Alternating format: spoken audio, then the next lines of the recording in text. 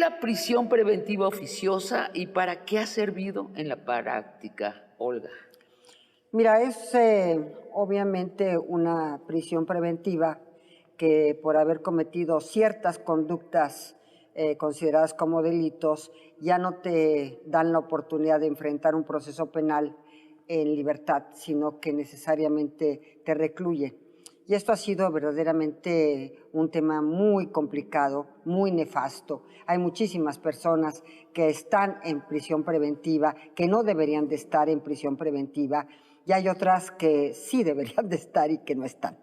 Cuando nosotros hicimos, el gobierno hizo la propuesta para aumentar 3 delitos nada más en la prisión preventiva, que fueron, para el presidente eran muy importantes: hechos derivados de corrupción, hechos de defraudación fiscal, y la tercera era también un tema de corrupción y era un tema, eran 3 temas. Y a partir de estos 3 temas se empezó a construir la prisión preventiva en el Senado de la República.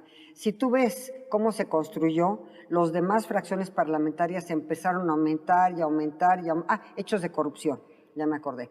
¿Empezaron a aumentar delitos? Empezaron a aumentar delitos. Ve y que vea tu público las versiones estenográficas y si pueden también los videos de esa sesión en donde se aprobó la prisión preventiva, y se fueron agregando y agregando y agregando y agregando delitos por parte de todas las fracciones parlamentarias. Y de los distintos partidos. Y de los distintos partidos. O sea, entonces se volvió excesiva. Se volvió obsesiva y llegó a la Cámara de Diputados y todavía agregaron más delitos, incluso el robo a casa habitación, incluso el robo a transporte, incluso varios más. ¿Y se aprobó así? Y entonces fue, digamos, una lista interminable de delitos que pues le dan al traste al sistema penal acusatorio. Una última precisión, ¿y está aprobada así? Así está aprobada. Sergio, ¿qué piensas en la práctica? ¿Para qué sirve esta prisión preventiva oficiosa? Mira, primero coincido con mi querida amiga Olga Sánchez Cordero. Esta es un Frankenstein que crearon todos los partidos políticos, todas las fracciones parlamentarias.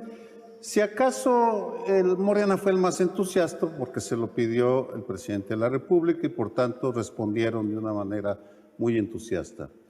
Segundo, ese mismo entusiasmo ha estado ausente a la hora de preocuparse por la corrupción, ineficiencia y burocracia de las fiscalías locales, incluida la de la Ciudad de México, que he padecido durante 6 años y que padecemos todos los mexicanos. Por tanto, independientemente de la prisión preventiva oficiosa, estamos ante una lamentable indiferencia hacia los poderes judiciales de los estados, insisto, no lo federal. Lo federal se cuece aparte, y las fiscalías. O sea, estamos ante una indiferencia a ejercer la justicia.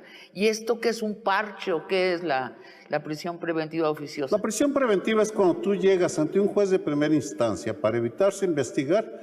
En tanto investiga, en teoría, te mete en la cárcel.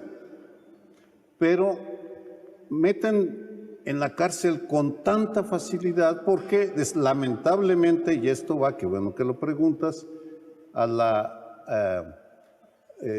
razón de mi perorata inicial, los jueces de primera instancia generalmente son ineficientes, corruptos, burócratas, y pues eso significa que golpean con mucha alegría a los indefensos y a los inocentes. Y también a los culpables, a algunos culpables. ¿Alguna réplica? Sí, claro, acaba de poner el dedo en la llaga. Las fiscalías locales, la ineficiencia, ineficacia, la corrupción, tanto en las fiscalías como en la policía y en algunos jueces. Yo no diría, yo creo que los jueces son, porque yo estuve de Poder Judicial 25 años, son gente generalmente, en la generalidad, muy capacitada, muy conocedora y también, ¿por qué no decirlo?, no soy corruptos. Hay sus granos negros en el arroz y lamentablemente más de lo que uno quisiera. Pero realmente aquí hay un tema entre fiscalías y Poder Judicial. tú lo hiciste mal, no, tú lo estás haciendo mal.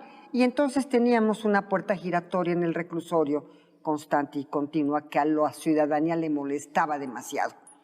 Y le molesta demasiado esa puerta giratoria porque por una parte los fiscales, según la población, no hace bien ni integra bien una averiguación previa y una carpeta, y por otra parte los juzgadores también tienen los temas que les echan la culpa a los ministerios públicos. Y entonces ahí está la pelota. Y una última precisión, una pregunta para precisar. ¿También ha servido como mazo del poder para tomar venganza sobre opositores políticos? Sí, esta es la percepción que hay mucho en la sociedad, ¿sí o no? Una pregunta, Olga. Cuando reivindicas a los jueces, ¿estás pensando en los federales o en los locales? Mira, yo creo que estoy pensando en los federales, sí, pero también en muchos locales. Yo viví en el Tribunal Superior de Justicia también. Tú recordarás, yo estuve en el Tribunal Superior de Justicia más de casi 5 años, 4 años y pico, y conocí a profundidad el Poder Judicial de la Ciudad de México, localmente, obviamente. Y al Poder Judicial pues lo conocí 21 años. Entonces, sí están capacitados y hay granitos negros en el arroz, sí, más de los que quisiéramos, sí, pero hay jueces honorables del Poder Judicial local. ¿Te gusta ese retrato? No, ¿Son granitos negros? Ni a mí ni a la mayoría de los mexicanos, porque las encuestas de opinión condenan unánimemente a los jueces locales, lo siento mucho. Y mi experiencia en el Poder Judicial de la Ciudad de México es que es un coto de tráficos de influencia, de conflictos de interés, de corrupciones, lo siento mucho, que la izquierda que ha gobernado la capital jamás ha tocado, y asuntos ambos que el presidente ha preferido evadir porque le resulta más cómodo mandar a la cárcel con la prisión preventiva oficiosa para reducir, O sea, de ser posible. Sergio, para aclarar la imagen, tú dirías, esto es un plato de granos negros con unos cuantos granos de arroz que se salvan.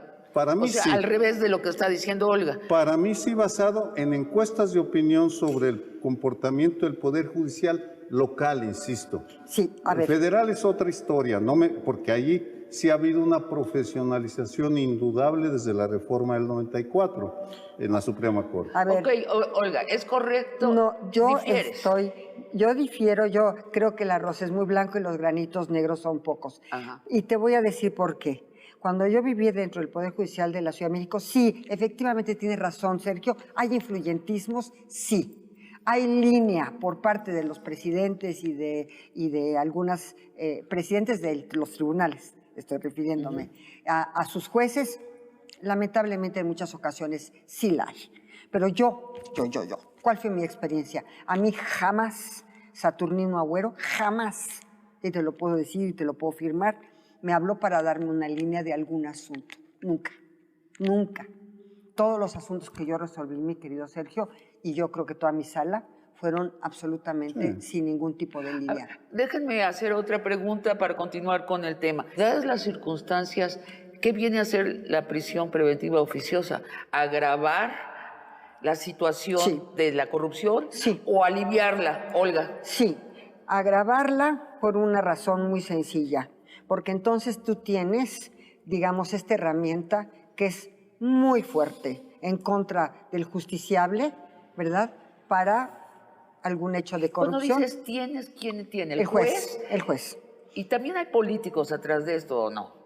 Sí, a menudo hay. A menudo el influyentismo del que hablábamos. O señores poderosos que pagan. El influyentismo del que hablábamos.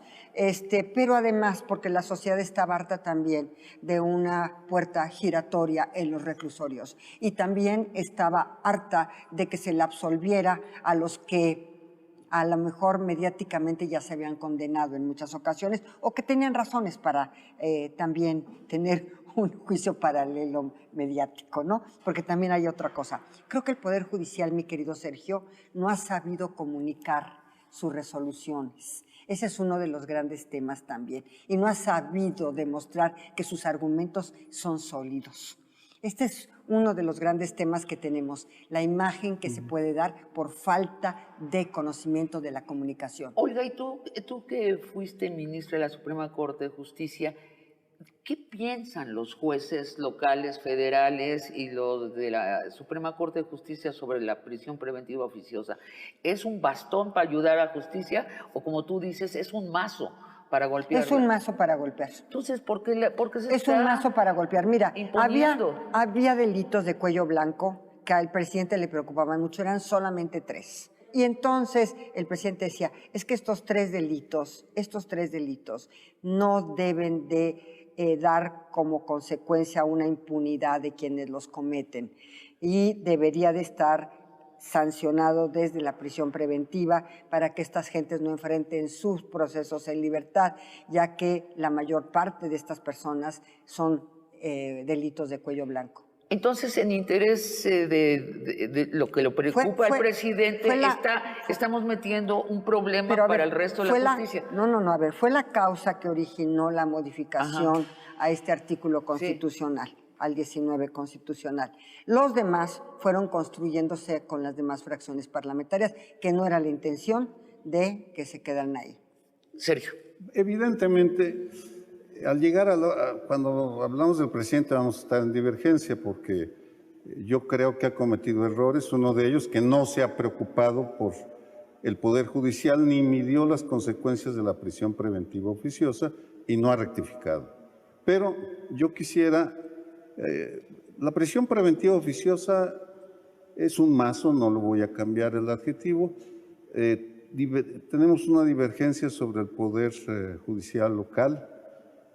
Yo te pregunto, Olga, y en buen ánimo, ¿extenderías, tú mencionaste a don Saturnino, un gran jurista, dirías lo mismo, el mismo certificado de buena conducta por Edgar Elías Azar y Rafael Guerra, que son presidentes del Tribunal Superior? Mira, de Rafael Guerra tengo una muy buena impresión. Ajá, yo no.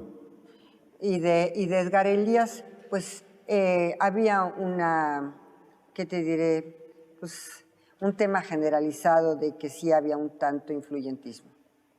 Se le acusó mucho de corrupción, de tolerar la corrupción.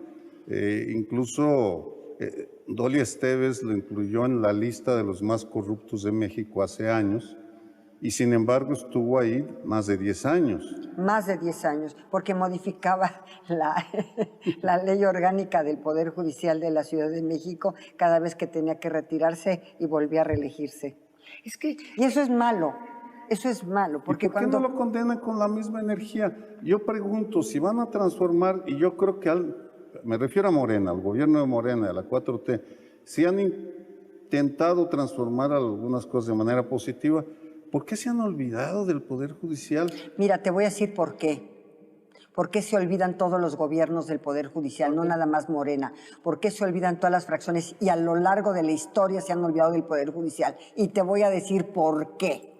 Tengo una razón muy sencilla, pero muy abierta y muy transparente. Sí, porque mientras se inauguren obras glamorosas y mientras las cosas sean deslumbrantes y como te digo, glamorosas y estén inaugurando puentes y estén inaugurando obras y estén inaugurando todo, la justicia la han dejado como el patito feo, como algo que no hay que voltear a ver. Y que siga funcionando razonablemente bien o mal, pero hay que siga funcionando. Cuando les explota la justicia, es cuando dicen, ah, caray, ¿dónde está la justicia, verdad? A ver, yo quiero exacerbar aquí las cosas. Para empezar, el Poder Ejecutivo o Legislativo puede meterse con el Poder Judicial. Sí, en este caso sí. Por ejemplo, te voy a decir, primero, modificando leyes.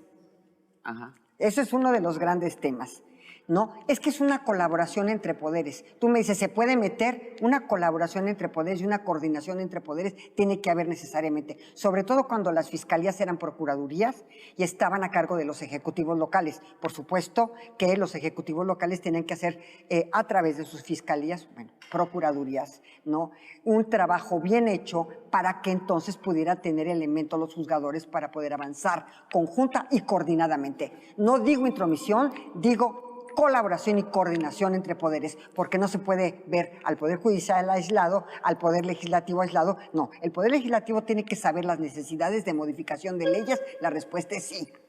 Yo le añadiría un solo término también. Ha funcionado porque ha habido complicidades entre los ejecutivos, los legislativos y el judicial, y porque las víctimas tienen pocas voces que los defiendan. Esa es parte de la tragedia que tenemos.